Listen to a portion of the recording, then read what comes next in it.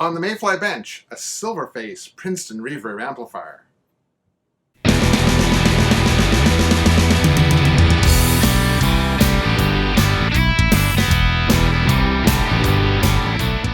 This amp was shipped to me all the way from Seattle, Washington. The owner was having difficulty with the amplifier in that it has become unreliable. He loves the tone of the amp, but it'll stop working. Recently, the Tremolo stopped working. If you whack it, it'll start working again. It sounds a little dodgy. Now, before we take it apart, we're going to play through it a little bit. And before we play through it a little bit, we're going to have a visual inspection to see what we have. All right, we have our lovely Princeton Reverb. You can tell something's been going on here. Oh, yeah, that looks loose. The whole baffle board appears loose, and the front plate appears to be pushed back. Not sure what's up with that. Got some funky homemade tilt backs here, and that's kind of cool. The back of the amplifier looks a little scary. So we have very long speaker wires attached to a replacement speaker, a 12-inch speaker. The amplifier was obviously modified to accept a larger loudspeaker. The reverb wires are kind of dangling loose, and this one actually is loose, and it's got electrical tape on the end, so that'll have to be redone. Too bad the Fender logo is missing off this. Oh, that is a replacement switch.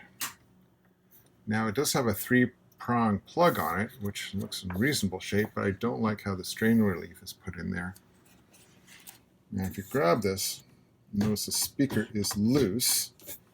This looks a little scary here. This is hanging in the breeze right now. That doesn't look so great. The reverb tank has come loose from its mountings and appears to be upside down. We're missing some screws here. And of course, the top back plate is completely missing. Yeah, it's had a life, hasn't it?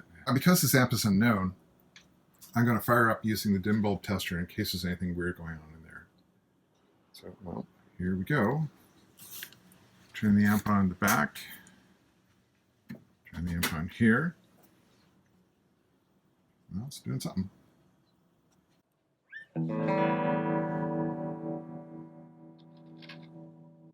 Tremolo works now.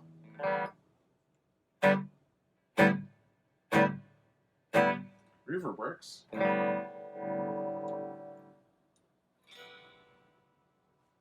When you turn the treble up to 10, the volume disappears. Isn't that odd?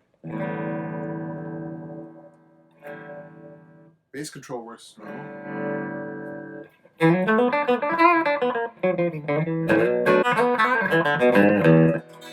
Oh! See that? It just stopped. Okay. I think we have identified the problem.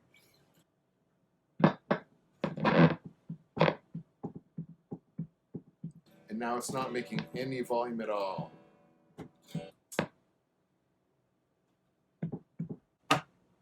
Let's get to it. I think we're going to do this as a time lapse. Let's start that right now.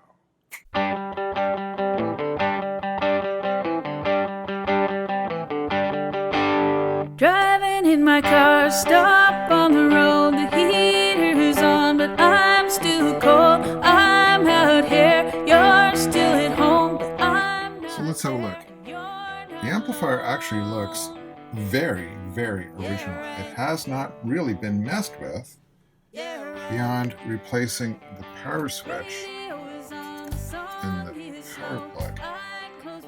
Everything else looks really, really clean. The only weirdness is the speaker. I just noticed this. There's a bulge.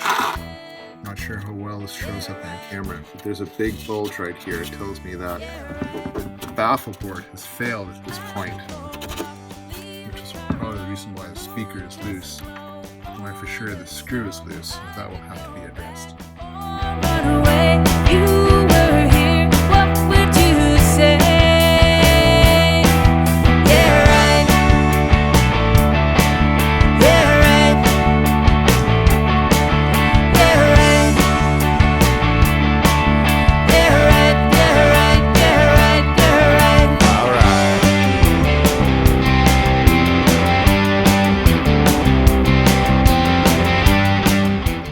capacitor is still in place. It's one of those chocolate ones kind of tucked in underneath there. I take it back again. This particular joint is not original, and that particular resistor does not look original either. Someone's been playing silly buggers here. Those two resistors in parallel also look kind of strange. We need to go through this a little bit more detail. Now I want to take that speaker out of there to see what horrors lie within. Okay, this guy's a Velcro baffle cover. It should just come off. Yeah, it's coming. Don't want to wreck it. Wow. Seems that someone's already wrecked it for me. That's not good. Ooh.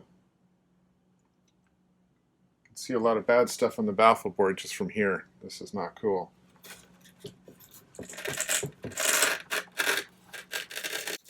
Oh yeah. This is not good at all. This is not cool. So you can see here, zooming in, this is where the baffle board has failed. This is not good. Oh yeah, it's just pulled right through there. These screws have no reinforcement on the back, and so that screw pulled right through that baffle board. That is not good. Sometime in the past, someone's cut this out.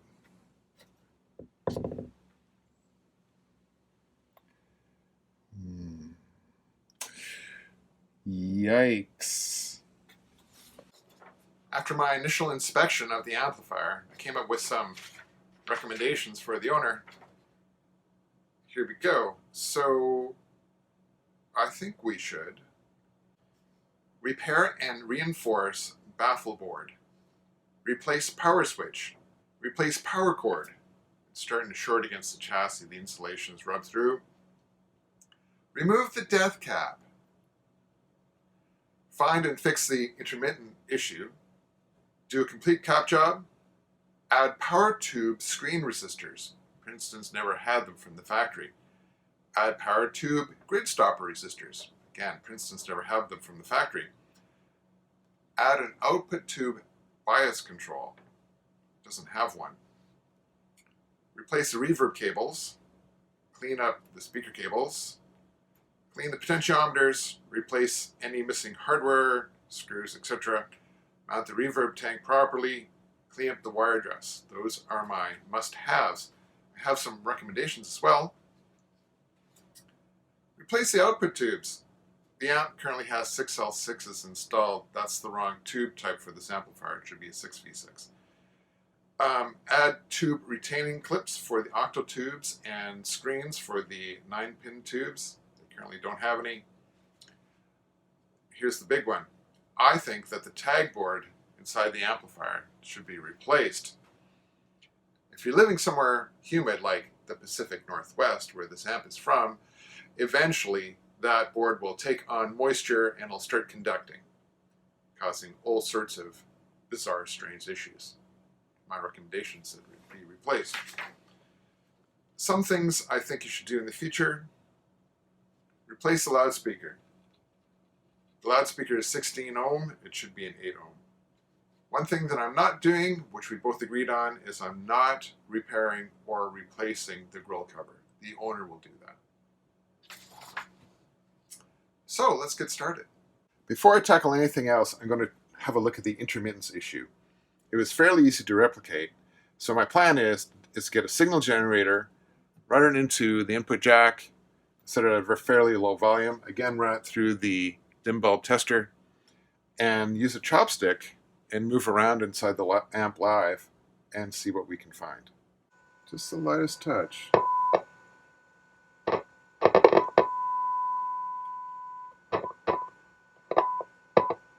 It is so sensitive under there, it's difficult to find out exactly which component has failed or if it's the entire board. Oh, okay, I got flyway here. All right, I've had a much closer look at this problem, and I believe I've isolated it to a bad jack right here. Look at this.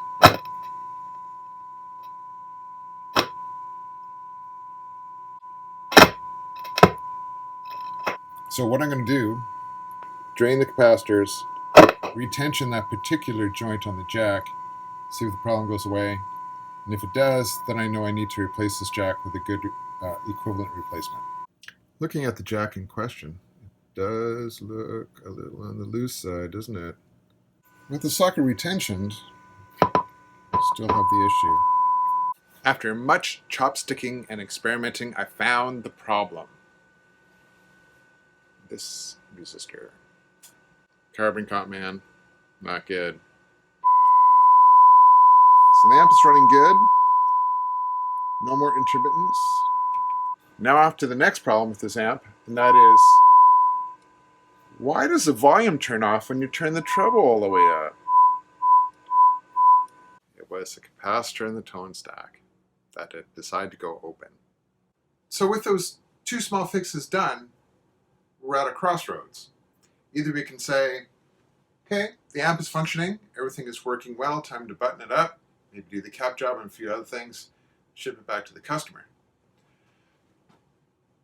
Or we could say that these components that die, this amp is filled with them, all of the same age. Do we do a complete rebuild? Thoughts to